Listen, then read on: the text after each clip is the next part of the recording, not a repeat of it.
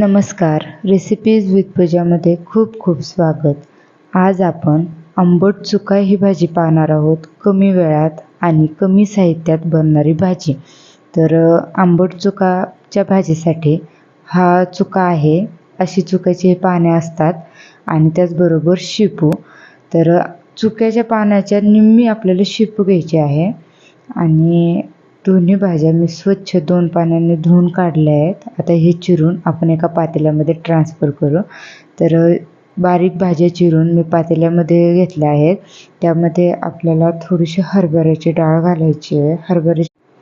हरभऱ्याची डाळ मी एक 15 मिनटं भिजत ठेवली होती. हरभऱ्याच्या डाळीमुळं काय होतं तर आंबट चुक्याची जी भाजी असते त्या चुक्यामध्ये आंबटसरपणा असतो. तो आंबटपणा बॅलन्स होण्यासाठी थोडीशी मदत होते आणि चवसुद्धा एक खूप छान चव येते. हरभऱ्याची डाळ मी 15 मिनटं भिजत ठेवली होती. त्यामुळं भाजी लवकर शिजते आणि डाळ कच्ची राहते. त्यामुळं मी डाळ भिजवून घेतली आहे.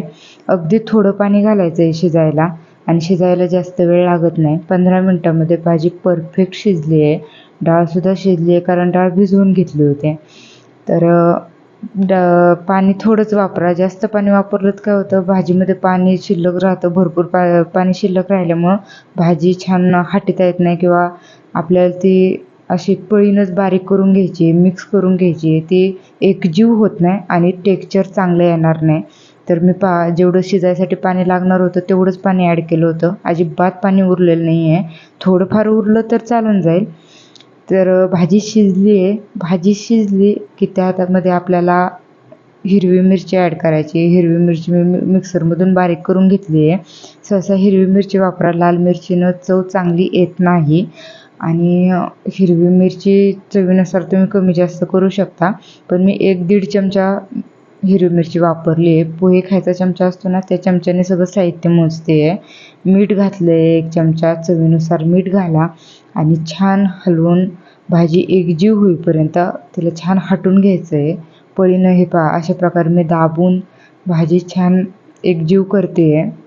तर भाजी एकजीव झाली आहे. यामध्ये आता थोडासा शेंगदाण्याचा कूट घालायचा आहे. 1-2 चमचे शेंगदाण्याचा कूट मी भाजीमध्ये घालते आहे आणि शेंगदाण्याचा कूट अगदी ठोसर कूट हवा आहे. बारीक पावडर नको आहे. तर 2 चमचे मी शेंगदाण्याचा कूट घातला. ते सुद्धा मिक्स करून घेऊया. शेंगदाणे भाजून मगच त्याची भरड किंवा कूट बनवायचं आहे. अगदीच बारीक पावडर अजिबात नको आहे. त्यामुळं चव अजिबात चांगली येणार नाही आहे. तर शेंगदाण्याचा कूट मिक्स करून झाला. आता आपण त्यामध्ये बेसन पीठ ॲड करणार आहेत. बेसन पीठ ॲड करावंच लागणार आहे. जर बेसन पीठ नसेल तर तुम्ही जे भाकरीचं पीठ असतं ज्वारीचं किंवा बाजरीचं ते पीठ ॲड करू शकता. तर बेसन पीठ ॲड केलं. अजिबात गुठळ्या न होता आपल्याला हे बेसन पीठ यामध्ये ॲड करायचं आहे. त्यासाठी मी सांगेल की बेसन पीठ चाळून घ्या म्हणजे गुठळ्या होत नाहीत. आणि हे पहा असं हटून घ्यायचं आहे आपल्याला. थोडं थोडं गरम पाणी त्यामध्ये ॲड करायचं आहे. पाणी गरम करूनच वापरा आणि थोडं थोडं करून ते यामध्ये घालायचं आहे. एकखटी जास्त घातलं तर भाजी छान एकजीव होणार नाही, हटली जाणार नाही. तर अशा पद्धतीची पाण्याची कन्सिस्टन्सी ठेवायची आहे. भाजी अगदीच पातळ नको की भाजी एकीकडं आणि पाणी एकीकडं होऊन जाईल, तसं नको आहे. छान मिक्स करून घेतलं. भाजी हटवून घ्यायची आहे. गोल एका डिरेक्शनने जर फिरवली तर भाजी छान एकजीव होते. भाजी एकजीव झाली. आता याला आपल्याला गॅस चालू करून कमी गॅसवर एक उकळी काढायची आहे. कमी गॅस ठेवा. मोठा गॅस करून अगदी उकळून घेऊ नका भाजी. त्यामुळं काय होईल बेसन पीठ आपलं छान शिजलं जाणार नाही आणि बेसन पिठाची एक कच्ची चव त्यामध्ये राहील. सो गॅस अगदी कमी ठेवायचा आहे. गॅस वाढवू नका. भाजीला उकळी फुटली की आपल्याला त्याची फोडणी तयार करायची आहे.